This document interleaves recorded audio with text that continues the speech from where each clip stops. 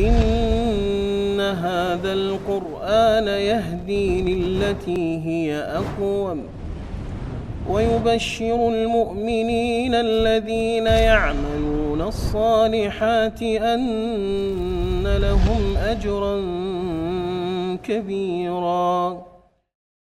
بسم الله والحمد لله والصلاة والسلام على رسول الله. Vazhdojmë inshallah sot me gjuzin e 4, i cili është vazhdimësi e surës apo kapitullës Ali Imran, edhe përmbledh apo përfshin edhe fillimin e surës An-Nisa.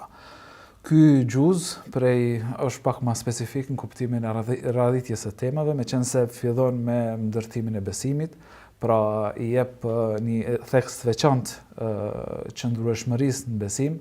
Pastaj kalon për nga Uhudi edhe gjithçka që ka ndodhur në Uhud, mësimeve të cilat duhet më marr.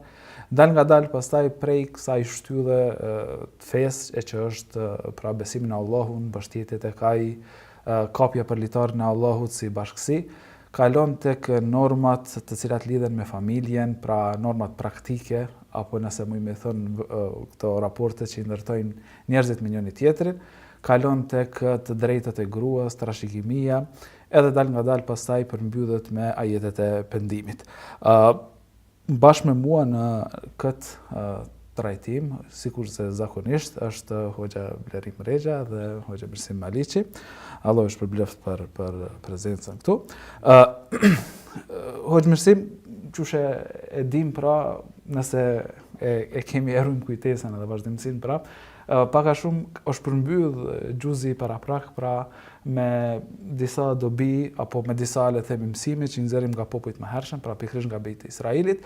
Pastaj fillon me Jakubin alayhis salam, të cilin pra Allahu i madhëm e çon këtu Israil në emrin e tij, edhe disa ushqime që i kishte ndaluar vetes. Pastaj kalon prej madhështisë së Qabës edhe shenjtërisë saj duke quajt me emrin Bekke, edhe pastaj Allahu i madhëm i fton njerëzit në mënyrë të hapur që me ndjek shpalljen.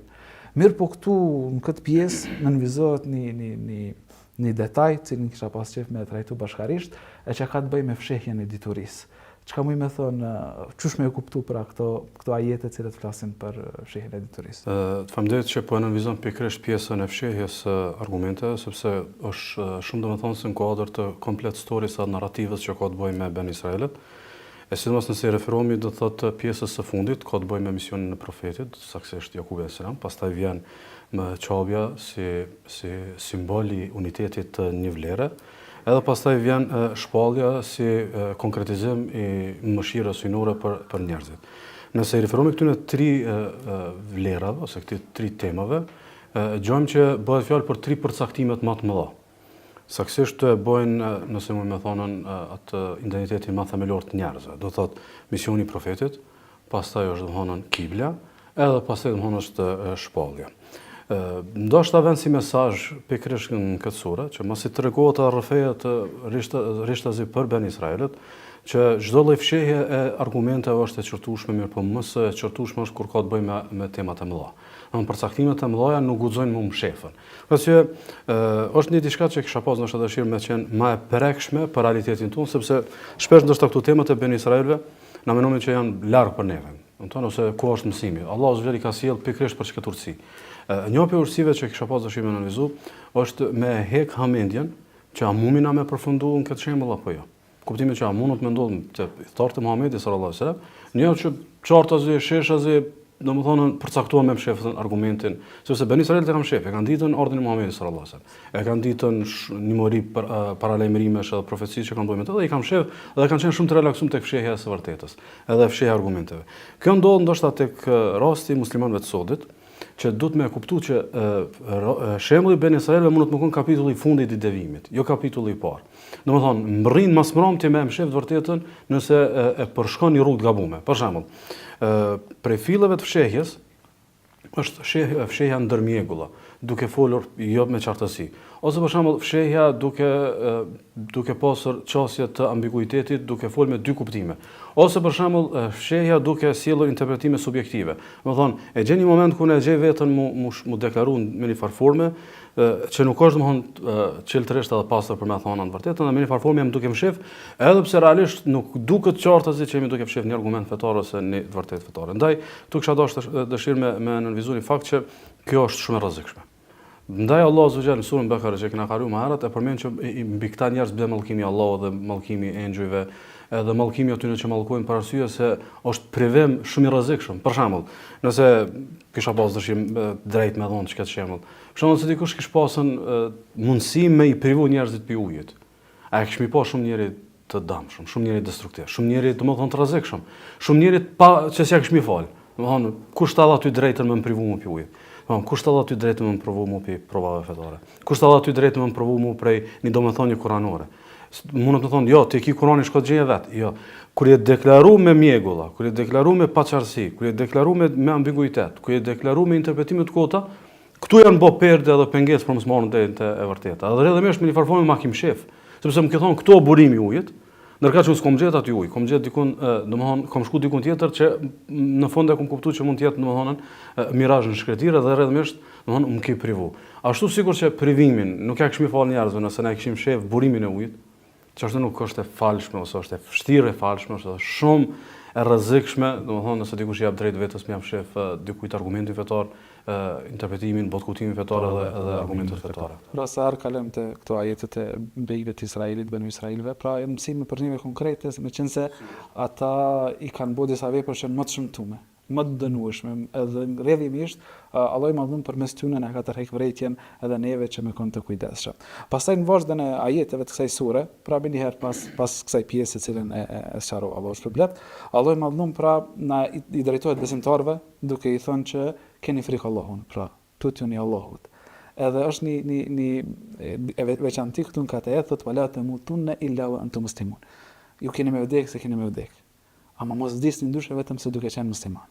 Pra, asnjë vdekje tjetër nuk është vdekje e cilën duhesh me leju vetes. Veçanti mas gjithë këtyre mësimeve, pra veçanti masi që detyria nuk ka mundësi më kone e fshehur, është libri i Allahut, janë njerëz të dijes, të cilët e japin detyrinë edhe me këtë paralajmërim që ne nënvizoj me Hoxha Mirësim, pra e kanë parasysh që duhet me e shpalos detyrinë. Pastaj mas këtij ajeti është një ajet tjetër, pra mas pari Allah i drejtohet individualisht secilit. Mos vdes ndryshe vetë se duke qenë musliman. Pastaj drejtohet kolektivit thotë, nëse doni me shpëtu, kapuni për litarin e Allahut. Kapuni për Kur'anin, kapuni për Sunetin, kapuni për dietarët, për njerëz që nuk e fshehin pra detyrinë, cilët e shpalosin ata, cilët janë të qartë, nuk shkepin mjegull, mirë po përkundrazi, pra janë të qartë në artikulimin e tyre. Pra pak a shumë muj me thonë që një herë ke një farë nënvizimi prej këtyre ajeteve që duhesh mu lidh drejt me Allahun, e pastaj edhe bashkarisht si xhamat duhet më kap për Allah me qenë se Allah na drejtohet në përgjithësi. Mirë po mas kësaj janë disa ajetet saktësisht që flasin për rëndësinë e thirrjes të tjerëve në fe. Edhe saktësisht është një mekanizëm cilin pra është veçohet ky umet me të, e që është ndalimi nga e keqja dhe urdhërimi për të mirë. Çush do na me kuptu pra çush funksionon ky mekanizëm që është i urdhërimit për të mirë dhe ndalimit nga e keqja. Po, vërtet, kjo mekanizëm madje e ka marrë epitetin, si ja jep umetit islam, sikur umeti më i mirë ndër gjitha popujt. Ky mekanizëm i urdhërimit për të mirë dhe ndalimit nga keqja, nëse shikojmë vargun e ajeteve që i paraprihin, vjen me një harmoni shumë bukur. Njëherë Allah i lartësuar në fillim të surës Al Imran i thartë e librit dhe i thot i çorton pse po mohojnë. Pse po treguan mosbesimtar. Ja ahlul kitabi lima takfurun, pse po mohoni. Pastaj i çorton përsëri pse po e fshehni të vërtetën dhe po i pengoni të tjerë, të cilët Hoxha vetëm sapo e shpjegoi, pse po i pengoni të tjerë nga pranimi i të vërtetës. Dhe vjen vargu i këtyre ajeteve që besimtarët nuk duhet ju ngjasojnë jo besimtarëve as në vepra, as në besim dhe as në deklaratat e tyre. Dhe ai mekanizmi që i shpëton nga ky përngjasim dhe nga ky mshefje të vërtetës dhe arritja e devotshmërisë jo vetëm në veten e tyre, por shpërndarja e kësaj devotshmërie edhe tek të tjerë, është mekanizmi i urdhërimit për të mirë dhe ndalimit nga keqja.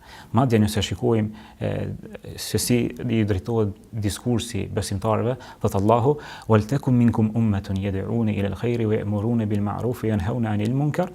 Ulaika humul muflihun. Le të jetë për jush një grup njerëzve, një grup i besimtarëve që ftojnë për në mirësi, urdhërojnë për të mirë, ndalojnë nga keqja, rezultati këta janë të shpëtuarit.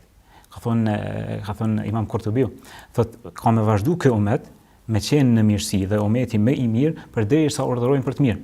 Ndërsa në të kundërtën, nëse hekin dorë nga urdhërimi për të mirë dhe ndalesa nga e keqja, atëherë do ta marrin nënçmimin dhe çortimin siç e kanë marrë popujt e mëparshëm. Ky mekanizëm ka ardhur edhe në ajete shumë të tjera.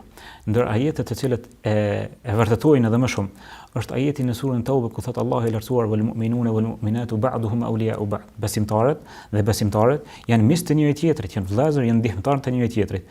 Cili është ai elementi që e dëshmon këtë sinqeritetin e tyre ose në dashurinë e tyre, në ndihmën ndaj vëllezërve të tyre?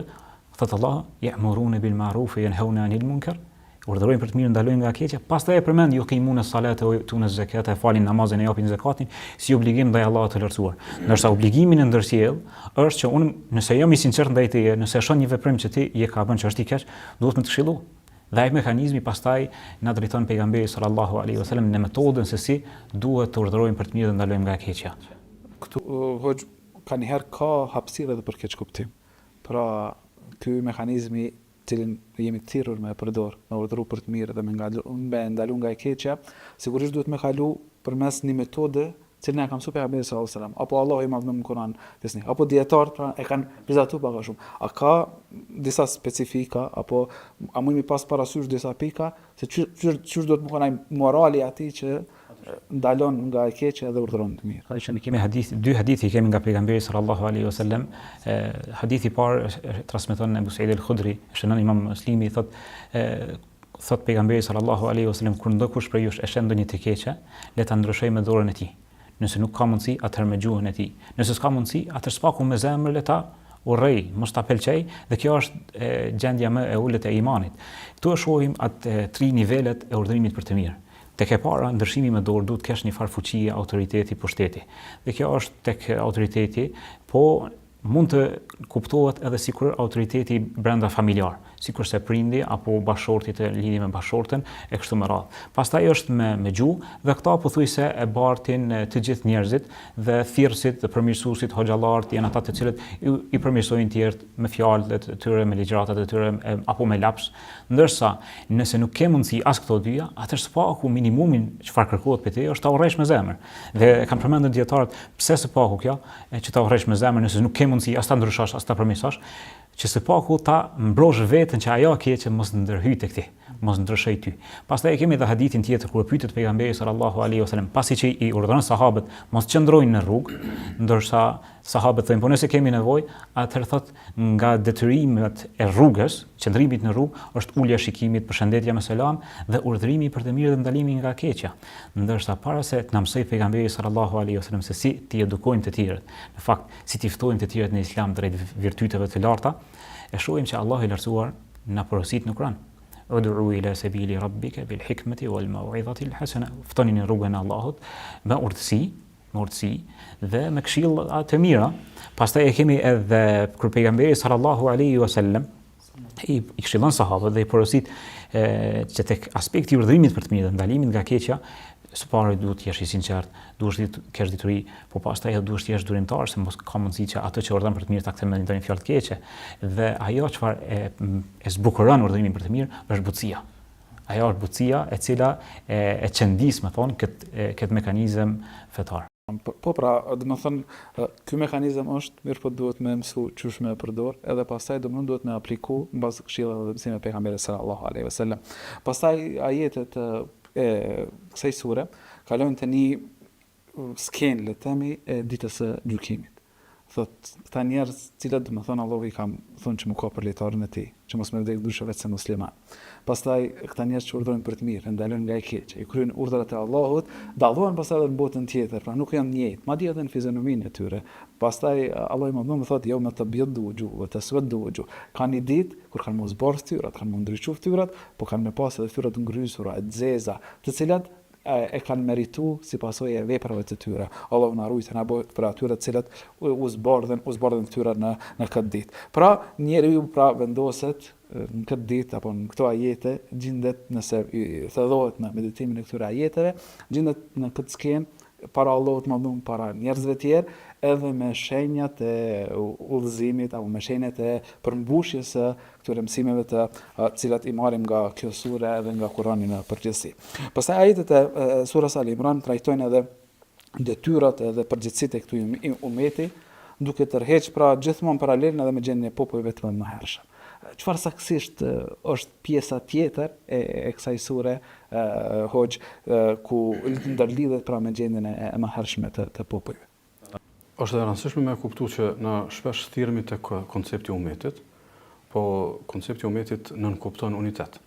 Dhe unitetin është koncepti pa shpjegueshëm nëse s'ki vlera fundamentale mbi të cilat ndërton bashkimin. Dhe nëse e kemi në konsiderat që Allah subhanahu wa taala është i drejtë, edhe shpallja e tij edhe proklamata fetare është mbi parimin e drejtësisë, më thonë kjo që e ka thujt umeti më i mirë, kuntum khayra ummetin ukhrijat lin-nas. Jeni umeti më i mirë dorë për njerëzit, nuk është domthon privilegj, po është detyrë. Dhe këtë pastaj ka thonë Allahu mirë radiallahu që o njerëz, domethënë Allahu ju thotë që jeni më të mirët, apo ta'muruna bil ma'ruf wa tanhauna 'anil munkar. Ju urdhoni të mirën, ndaloni domethënë nga e keqja. Me një farë forme është një mision për me ndresh njerëzimin. Është një mision për më konë në dobi të njerëzimit. Është një mision për me kthy njerëzimin në misionin e vet të ekzistuarit. Kuptimin që kanë kaluar shumë popull, kanë kaluar shumë umete, edhe secili ka bot veten, edhe pastaj ka deviju. Ka bot veten, ka deviju, tash vjen umeti i fundit që me e lanën atëfar shembullin e fundit, përfundon me të cilin përfundon domethënë njerëzimi modelin më të mirë. Dhe modeli më i mirë është pikërisht ajo që trajtoi Hoxha Blerem, domethënë pjesa e urdhimit të mirë ndalimi nga keqja, sepse nëse i shikojmë në për referencat profetike, po edhe ato të Ben Israelve, e gjojmë që arsyeja kryesore e devimit tyre ka qenë baktisja e urdhimit të mirë ndalimi nga keqja, derisa janë mallkuar nga ana e gjuhës edhe lutjeve të profetëve tyre, Davud e selam, Isa e selam. Për arsye se njeriu kur e lë urdhimin të mirë ndalimin nga keqja, me një farë forme nuk e sforcon domethënien e vlerës, po edhe lë domethënien e keqe me mbi sundu mbi të mirën. Ndaj pejgamberi sallallahu alaihi wasallam, për shembull hadithin që shënon Imam Taberani, prej Xhabirit thotë wa khairun nasi anfa'uhum lin-nas. Njerëzit më të mirë ata që më të dobishëm për njerëzit. Ose me një hadith tjetër kur vend shikosh Imam Ahmedi, edhe një prej Xhabirit, kur vend e pyet njëri për yshtjet, për rukjet, edhe aty bëj dikujt rukje kështu më. Pejgamberi sallallahu alaihi wasallam i thotë men istata'a yanfa akhahu falyaf'al. Kush ka mundësi me i bë dobin i vllajt vet, le ta bëjë çfarë ka mundësi. E tash nëse analizojmë për shembull ndërmjet kësaj diskursit të pakufizum, gjon që ka lënë Allahu, ju jeni më të mirë për njerëzit. Më të mirët me urdhëm të mirë ndalim nga keqja. Ndërkaq jena më të dobishmit, edhe ban mirë me çka mundesh me bë mirë. Nëse analizojmë çka këtë pjesë, kështu si narrative përgjithshme, do të më nxjerrni pyetja e cila besoj na sjell te kjo pjesa e të qenit veçantë si umet. Me çka më mundon për të tjerët më dobishëm. A është e qartë? Domethënë, nëse është puna për shembull me qytetërim, këta kanë pasur qytetërim edhe para neve. Fjala bie. Nëse është puna me këto fushat me bë jetën më funksionale, më të mirë, ndo aspektet të jetës, me letu kushtimisht tonë përditshmërinë e jetës, do ana më harrat sena. Sepse domethënë Allahu xheri ka përmendur në shumë ajete që popujt më pashëm kanë pas arritje, kanë pas fuqitë e tyre, përparimet arritje, domethënë sena të mira që i kanë bën me hin historinë e njerëzimit si njerëz me arritje. Kuptimin që ajo që kanë neve na bën të mirë edhe të vlefshëm edhe me një barë që s'ka kurkush, është domethënë misioni edhe dërgimi i proklamatës sinore tek njerëzit. Mi urdhëron njerëzit për tauhid, mi urdhëron njerëzit për pasimin e profetëve, mi urdhëron njerëzit për me adhuruar Allahun subhanuhu wa taala dhe mi larguan njerëzit pastaj domethënë prej shirkut, prej kufrit, mi larguan prej fiskut, prej mëkatimit, mi larguan prej kësaj çroditjes postmoderne, mi larguan njerëzit prej kësaj mosrahatie që sot kanë rënë. Domethënë na mund minimum. Realisht e çmojmë na çdo kontribut aty kombeve dhe umeteve të tjera që mundon njerëz me dhënë rahati edhe qetësi. Mirë po nuk mund të kërkosh me garantu që garanton kthimi i tyre tek baza edhe esenca e ekzistencës që është adhurimi i Allahut subhanuhu wa taala. Andaj largimi edhe defokusimi nga baza e bën që muslimanët mundon më të mirë në bazë kështu në diskurs, por nuk janë më të mirë pastaj në praktikë sepse mendojnë që duhet me garu me popujt e tjerë tek ato të cilët janë garat e kësaj bote. Ndërkaq ata kanë qenë edhe madje djem edhe një për profetësh, por në moment që kanë dalë prej detyrës kanë devijuar edhe kanë përfunduar shumë keq. Pak a shumë nëse muj me përmbledh pra, Allahu i Madhëm i ka vendosur disa standarde. Ne ka thujt umeti më i mirë, populli më i mirë, ama nëse i plotësojmë, është e kurzuar me këto standarde cilat i keni përmend. Nëse mungojnë këto standarde, atëherë edhe ky epitet pastaj është i munguar. Mirë për atë i cili në umetin më të mirë nuk ka mundësi më kon mesin e mosin e të mirëve. Allah na bëf për atyre që janë të mirë. Pastaj janë pjesë apo një pjesë është në këtë sure ku kisha pas qef pak me theksu, kur Allah i madhnuar përmend pra pejgamberin sallallahu alaihi wasallam edhe tregon që është njeri i vdekshëm. Qysh edhe ka vdek sallallahu alaihi wasallam. Pra neve kjo duhet na dhoni një mesazh. Pra ka një herë shumë domethënë ndodh që kauzat më u lidh me emrat përveç. Po feja, domethënë, daveti, thirrja, ndalimi për të keq, urdhërimi për të mirë, pra këto standarde cilët i përmendim. A vdesin bashkë me bartësin e këtyre kauzave, që në këtë rast të Muhamedi sallallahu alaihi wasallam, apo nesër me vdekjen e dietarëve, Allahu i mëshiroft, apo këtu duhen me vazhdu edhe janë pavarësisht pra njerëzve, meqenëse janë vlera tepër të rëndësishme, pa cilat le të jemi drejtë edhe le të jemi kështu troq, njerëzimi s'mundet me gjetë asnjëherë as rahati, as lumturi, edhe as jetesë të mirë në këtë botë, lemo pastaj në rinxhamje. Po Allah i lartuar me dërgimin e profetëve edhe me marrjen e tyre qysh para pejgamberit ton sallallahu alaihi wasallam, duke i bërë që ata janë duke i përzgjedhur fillimisht nga mesi i njerëzve, pastaj me ligjin e caktuar të Allahut të lartuar që gjithë secili shpirt do ta shijojë vdekjen, i ka radhitur disa ligje që nuk i them për askën. Edhe ndër këto ligje është që edhe pejgamberi jon sallallahu alaihi wasallam ka përjetuar vdekjen dhe ka vdekur. Allahu i lartuar thotë kullu nafsin dha'iqatul maut. Secili shpirt do ta shijojë vdekjen. Dhe kjo në të gjitha gjallësat. Mirë, po ajo çfarë më ka bërë përshtypjen komentime sipër të këtij ajetit është rasti i Musab ibn Umerit, i cili kur ishte në betejën e Uhudit, e kishte dhënë pejgamberi sallallahu alaihi wasallam dhe pikërisht kjo sure e shpjegon dhe trajton çështjen e Uhudit. Ishte bartës i flamurit dhe po barte flamurin me dorën e djathtë. Dhe në betejë sipër i bien me shpatë dhe i bien dora, e hub dorën me gjithë flamuri i bien tokë. Po nuk dorëzohet. E merr flamurin me dorën e majtë dhe e bart përsëri. Po çfarë ka qenë duke thënë derisa e ka bart këtë flamurin? Wa ma Muhammedun illa rasulun qad khalat min qablihi ar-rusul. Profeti Muhammed nuk është gjë tjetër përveç se një i dërguar dhe para tij ka pas të dërguar dhe nuk u dorëzoi, ka marrë me dorën e majtë.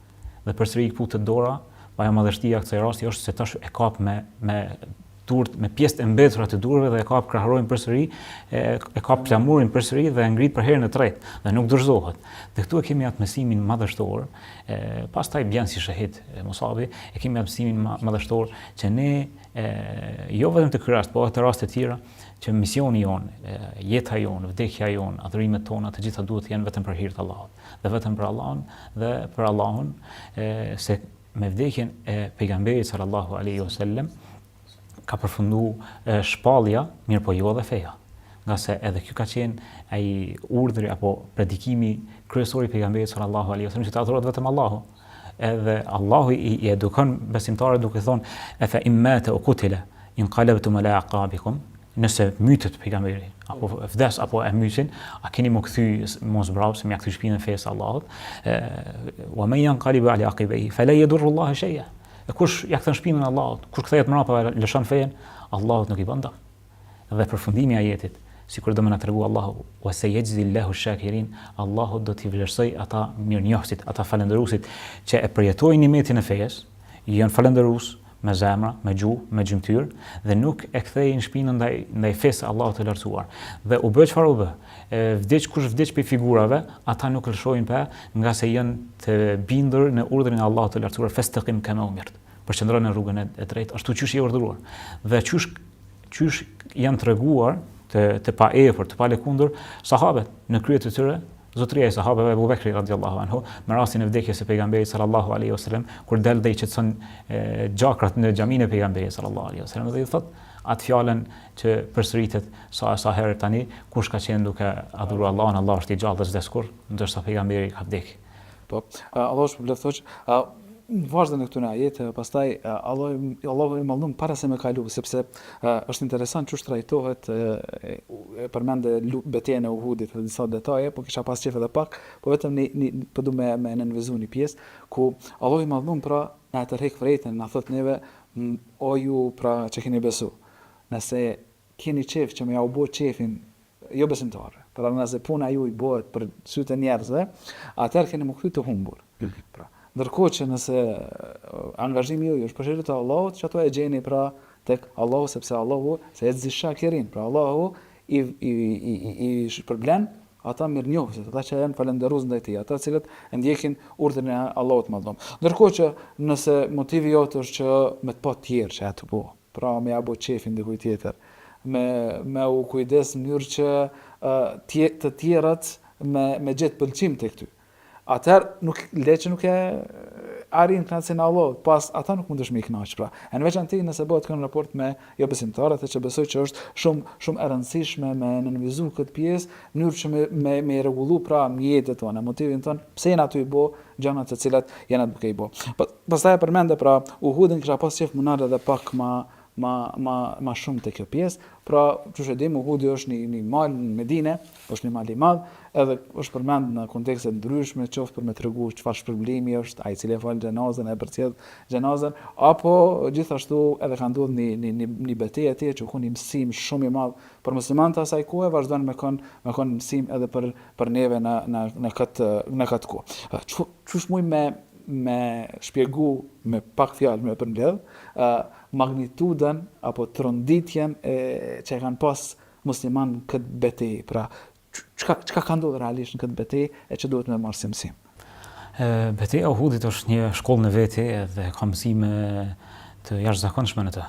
Duke filluar nga lidhja e sahabeve, nga lidhja e besimtarëve me Allahun e Lartësuar, pastaj bindja apo respektimi i urdhrave të Allahut dhe të dërguarit të tij, dhe derisa kanë filluar ato tronditje të mëdha kur kthehet betejë nga fitoria në fillim derisa duket si humbje.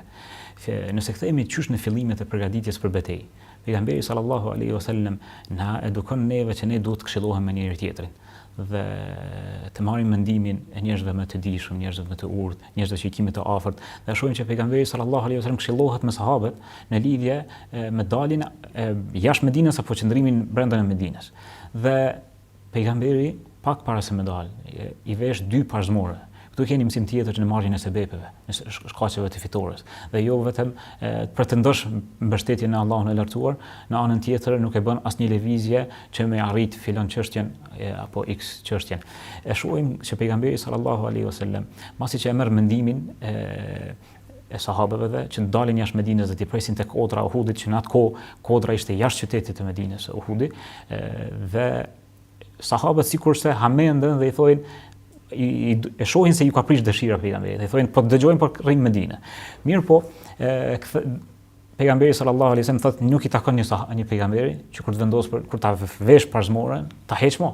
Fa idha azamta fatawakkal ala Allah, kur të vendos mbështetu në Allahun dhe vazhdo tutje. Dhe del pejgamberi sallallahu alaihi wasallam me ushtrinë, mirë po në rrugë, kjo është tronditja e parë, ku i shputet 1/3 e ushtrisë nga hipokritët. Kjo është e dredhia e parë që u bëhet dhe thyrja e motivit apo besimit për luftë, vullnetit për luftë ndaj muslimanëve. Dhe mbesin 700, prej 1000 mbesin në 700. Dhe i vendosin shpinat e tyre buz kodrës së Uhudit, dhe pejgamberi sallallahu alaihi wasallam këtu del në pa i asgjuarësia edhe si një udhëheqës apo komandant lufte, dhe i vendos që ta ruaj shpinën e besimtarëve, ata shigjetarët në kodrën e shigjetarëve që tashmë njihet. Që tash ata që shkojnë në haxh ose në umre, kur i bëjnë këto vizite, shkojnë pikërisht te kjo kodër. Dhe kjo kodër sikur e lun një rol që gjithë secili prej nesh e kemi një kodër shigjetarëve që duhet ta ruajmë.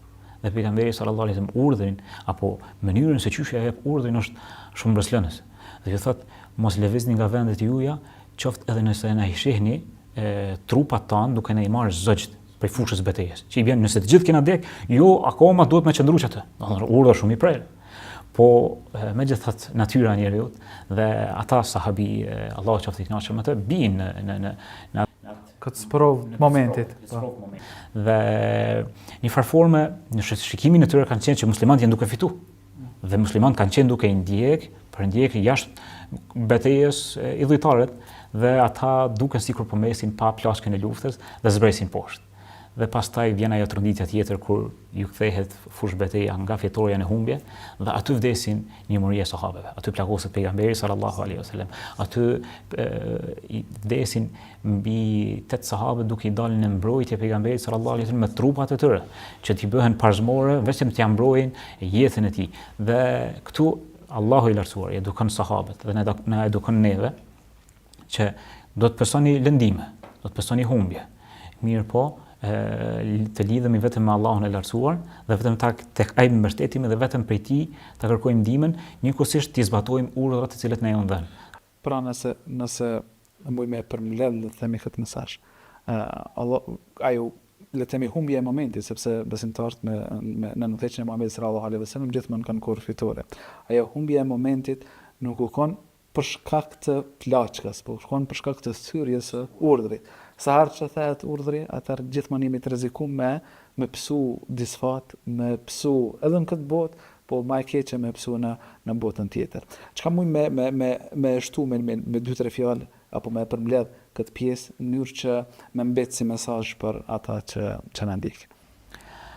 Pejgamberi sallallahu alaihi wasallam pasi që të ngrihet me sahabët, bashkë me sahabët, dhe shkon Ebu Sufjani dhe thotë fituam ne ndërsa ju humbët, në ato momente nuk përgjigjet derisa të i cenohet e drejta Allahut të lartësuar. Në ato momente pejgamberi sallallahu alaihi wasallam kur e shkel ai dhe thot që fitoi idhulli i tyre mbi Allahun e lartësuar, aty e urdhron pejgamberi sallallahu alaihi wasallam Omerin që t'i përgjigjet dhe thot belillahu akbar, Allahu është më i madh dhe nuk mposhtet asnjëherë. Ky është ai mësimi të cilin ne duhet ta nxjerrim nga betejë e Uhudit në lidhjen për Allahun e lartësuar, se fitoria vjen vetëm prej Allahut të lartësuar duke ju bindur urdhrave të Allahut dhe të dërguarit të tij, dhe njëkohësisht të mos ta lidhim përkatësinë tonë fetare me figura të cilat sot janë, nesër nuk janë. Qofshin ata dietar, qofshin ata hoxhallar, ne jemi të porositur që t'i bindemi Allahut dhe të dërguarit të tij. Po pra, Uhudi gjithsesi ka mesazhe të shumta, është një historie gjatë që ka shumë mësime në to. Edhe ajo nështë që është mirë me nënvizu që edhe këtë betejë kanë fituar muslimanët. Pra, edhe pse domethënë një herë janë rigrupu, janë riorganizu, pastaj i kanë ndjek edhe kanë ikë jo besimtar, sepse është e keq kuptuar shumë herë prej njerëzve dhe mendojnë që ndoshta është kjo disfata e vetme apo e parë e muslimanëve. Gjithsesi, u kon një tërheqje në momente kur është urdhri, pastaj e kanë rikuperu veten edhe gjithsesi e kanë fitu këtë betejë. Vëzhmirësim, Allahu më dhon pastaj, domethënë tregon pak a shumë për ringjalljen, ndëshkimin e hipokritëve, shpërblimin e besimtarëve, që dëshmorët janë gjallë, edhe ata janë duke i shiju begatit në botën tjetër. E pastaj pas gjithë këtyre, kalon te një pjesë që kam qejf me nënvizu. Është që thot Ben Israil, pra, se pyetjet e Ben Israilit po si drejtoj, pra. Ben Israilit janë ata të cilët kanë thënë që Allahu është i varfër e ne jena pasur, apo Allahu është i varur, ne jena të pavarur. Çka është kjo mbrapshtësi ka që mundet? Është të rëndësishme në analizu që këta idhëtarët e feve të modifikume që pretendojnë rrjedhje prej profetëve, kanë shumë guxim për pretendime, po shumë padenjësi për me vërtetu pretendimin. Sikur Allahu kur na thotë që këta kanë thonë inna Allahu faqir wa nahnu aghnia, Allah është i varfër e ne jena të pasur. Sikur ka dashur mi eduku njerëzit. A pse këta thojnë që jena të përzgjedhurit të Allahut, ata që thojnë jena të bijtë të Allahut, ata që thojnë jena më të mirë të Allahut, apo na jena të shpërblyerit të Allahut, kjo është çfarë kuptimi ka mbi Zotin. Kuptimin që ndonjëherë disa të vërteta atë mos me ditë argumentet. Ti të mjafton më kthy me ematën me disa standarde normale, disa standarde lehtësisht kuptueshme, për me pa kotësinë ose vërtetësinë e një pretendimi. Ndaj na këmbgulim që koncepti mbi Zotin, kuptimi mbi Zotin, mënyra se si Islami shpjegon konceptin mbi Zotin, është i mjaftueshme për më kthy fesë Allah subhanahu wa taala. Imagjino sikur se di Kur'anin, se di Sunetin, nuk i argumente, s'ki has në një shpjegim bendës për me u fetarizu, kushtet më thon, apo për më bë marrë religjioz kështu më radh. Vetë kur ta analizoj domthon, çish e kanë të tjerët kuptimin mbi Zotin, është atë që janë fe të kota. Shikoj Islami, domethënë me shumë nënvezim mbi absolutësinë e Zotit, duke këmbgul në hynshmërinë e Zotit si krijues, sundues, i plotfuqishëm absolut, apo po pastaj edhe se si është rujt në evidencat e librave të këtyre që janë me fe të modifikuar, në fjala janë ato libra të modifikuar, një përshkrim shumë i ulët. Në mbi Zotin. Këto na kena një evidencë kuranore, apo? Shumë më na thon ata, ju po thoni që na thomi për Zotin që është i varur edhe i varfër. Ndaj, që nuk për referohemi Kuranit. A li të referohemi librave të ju? Në librat që ju i keni akoma të shenjta dhe që i besoni, Zoti përshkruhet me cilësi njerëzore, Zoti përshkruhet me cilësi dobta, Zoti përshkruhet madje edhe i mundshëm. Kuptimin që e mund një profet në një mundje, imagjinoj deri në atë skaj shkon, domethënë shpërfytyrimi i bot kuptimit mbi Zotin. Ndaj shpesh njerëzit kur morin një far çështje, nuk e di unë, nuk është çështje e dobët kjo, është meskine, e vërtetë absolute nuk ekziston. Qysh nuk ekziston e vërtetë absolute? Domethënë, ky qysh mundet me pasën një përqindje të probabilitetit të qenit i vërtet, nëse ky se ka rregullu konceptin mbi Zotin. Domethënë, lufta e Uhudit edhe gjitha betejë veç për me rregullu konceptin e lidhjes me Zotin. Domethënë, edhe disfata kushtimi shton vjen për me na korrigju konceptin mbi Zotin. Domethënë, çaq koncepti mbi Zotin tani është i shenjtë. Ndërkohë që është shumë i relaksuar me fol mbi Zotin, kupton që ka fëmijë, ka bashkëshorte, kotët, lodhët, apo është i varfër, apo sepse kjo e ka edhe një tendencë tjetër. Sepse ti kur e relativizon konceptin mbi Zotin, ti e hap rrugën për adhurimin e të tjerë krahas Zotit, sepse i barazon Zotin me diçka tjetër. Dhe jo vetëm kaq, pastaj e hynizon njeriu duke e zënë vendin e Zotit dhe na ketin atë po, domethënë sot, domethënë njerëzit fjala për shembull, nuk e shenjtrojnë konceptin mbi Zotin, pastaj rrëdhëmisht nuk e shenjtrojnë konceptin e shpalljes së Zotit, edhe pastaj i fabrikojnë ligjet me të cilat i zëvendësojnë ligjet e Zotit, edhe janë shumë domethënë të relaksuar me shkel ligjet e Zotit. Kjo nis për të kuptimit çka është Zoti, e pastaj qysh më bind Zotit edhe më jetu me sistemin e Zotit apo më jetu me sistemet e fabrikuara. Pra, tash e gati erdhëm ka fundi i këtij xhuzi, edhe mund me pa që surja apo kapiteni Ali Imran pak a shumë i trajton atë pjesën doktrinale. Pra e shohim që mbështetja tek Zoti, qëndrueshmëria në fe, sprova e Uhudit e cila u kon në fillim të le të themi shtrirjes. Pastaj kalon shenjtria e Qabës, çfarë simbolike e ka Qabja, sa është rëndësishme në jetën tonë, e dal ngadal prej fjalës mbi besimin, mbi doktrinën, pastaj fjalës drejt në rregullat, që është fillimi i surës An-Nisa. Në këtë sure Allahu i Madhërum na flet për rregullat të cilat janë specifike dhe të veçanta, raporte që na i ndërtojmë me njerëz më të afërt, mas pari me bashkëshortet, pra çu duhet të ndërtojmë raportet, pastaj me kategoritë të cënueshme që janë jetimat, edhe pastaj i përmend disa për rregullave që kanë bëjnë me trashëgimin, e që inshallah në takimin e ardhshëm do të zgjerohemi më shumë. Dhe këtë pjesë po du me përmbyll me dy ajetet të surës An-Nisa, pra ajeti 17 e 18, ku Allahu i Madhërum e përmend pendimin. Pra mas gjithë këtij epizodi, le të themi që mundemi me kalu me imagjinatën tonë, pra duke u ekspozuar rreziqeve të ndryshme, Allahu na tregon që dera e pendimit mbetet e hapur për secilin i cili ka dëshirë, ka vullnet, edhe është i gatshëm me i zbatu mësimet të cilat i ka marrë prej kësaj sure, këtij xhuzi me veçantimir për Kuranit në përgjithësi. Pra thot Allahu i Madhërum që Allahu është pranuesi i pendimit. Ai e pranon pendimin. Edhe ky le të themi shans, kjo mundësi është hapur derisa njeriu nuk e sheh botën tjetër, le të themi, nuk është në pragun e vdekjes. Edhe këtu pastaj me pendimi, pra duke i plotsu kushtet e tij, edhe ato dispozita që mësojmë që janë tepër të thjeshta, thjesht duhet vendosmëri e madhe. Allahu i Madhërum pra na mëson neve dhe na drejton që duhet me u pendu, pa marrë parasysh mëkate, pa marrë parasysh gjunahe, për aq kohë sa e kena seriozisht me u kthy fes. Kjo është pra për këtë takim, inshallah në takimin tjetër e drejtojmë xhuzin e radhës. Wa sallallahu ala Muhammedin wa ala ali Muhammed walhamdulillahi rabbil alamin. إن هذا القرآن يهدي للتي هي أقوم ويبشر المؤمنين الذين يعملون الصالحات أن لهم أجرا كبيرا